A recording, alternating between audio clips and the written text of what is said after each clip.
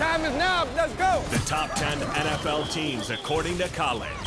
Number 10. I like their coach and I like their defense. The Baltimore Ravens have 15 takeaways over their last 5 games. That's something, folks. And that leads the National Football League. Now, the downside is Joe Flacco has 4 multi-interception games this year, and they've gone 0-4 in those. So I think there's limitations by what they can do offensively, but their defense and coaching can win them games. This is the team that's always given New England troubles playoff time in Foxborough. Number 9. Dallas Cowboys, you guys are all selling this stuff. Take out 3 games when they lost 3 stars suddenly. It's a very good football team. By the way, here comes Zeke. And in Dak's career, his passer rating is 25 points higher when Zeke's around. And by the way, Zeke's the only guy in the NFL, including Todd Gurley, who's averaging over 90 yards rushing per game.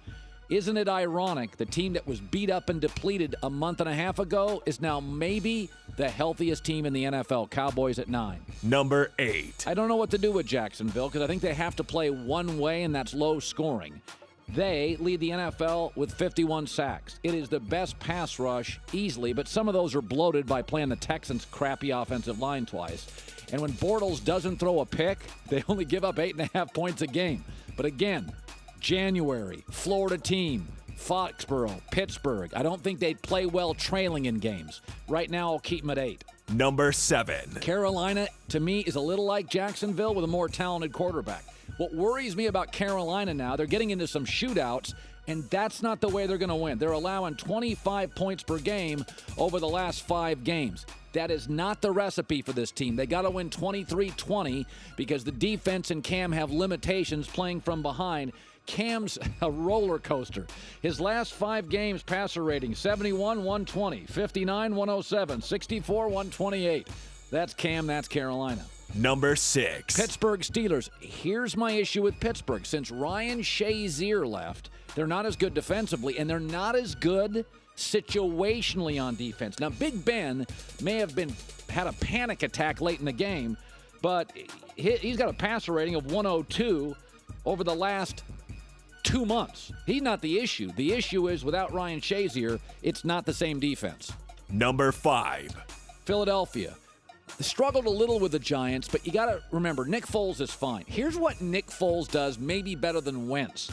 He's really good in the red zone because he's got a little bit of mobility, not Wentz mobility, but a little bit, and he's a veteran player, so he knows the speed of the game. I think they're fine with him. I think they can get to the NFC Championship with him. I don't think they necessarily will, but I think they can.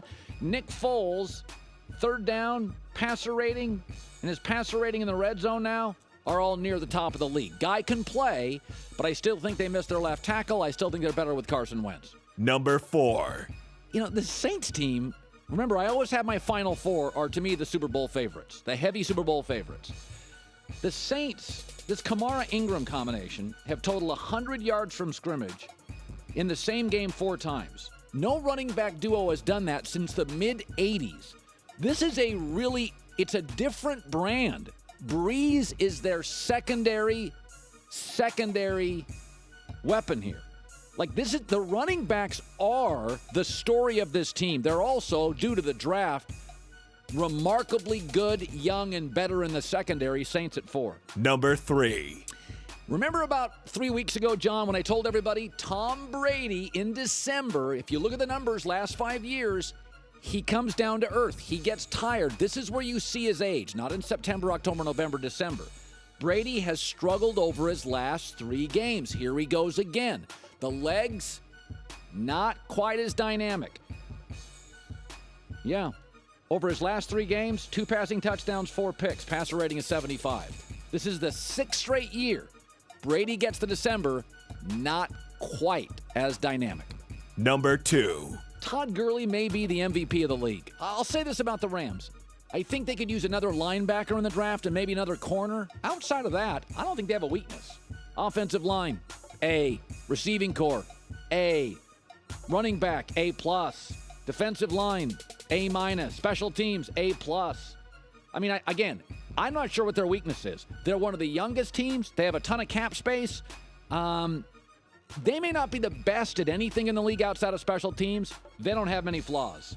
Number 1. I know you're going to think it's crazy. I think the Minnesota Vikings are the best team in the NFL.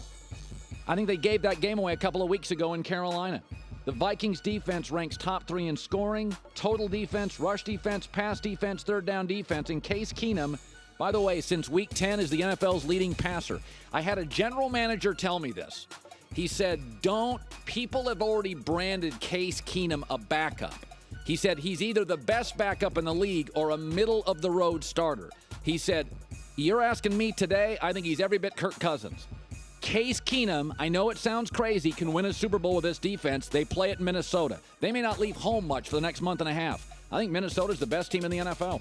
Thanks for watching. Subscribe here to get the latest from the show. Also, be sure to check out more of the best clips from The Herd or go watch a few segments from the newest show on FS1, First Things First, with Chris Carter and Nick Wright.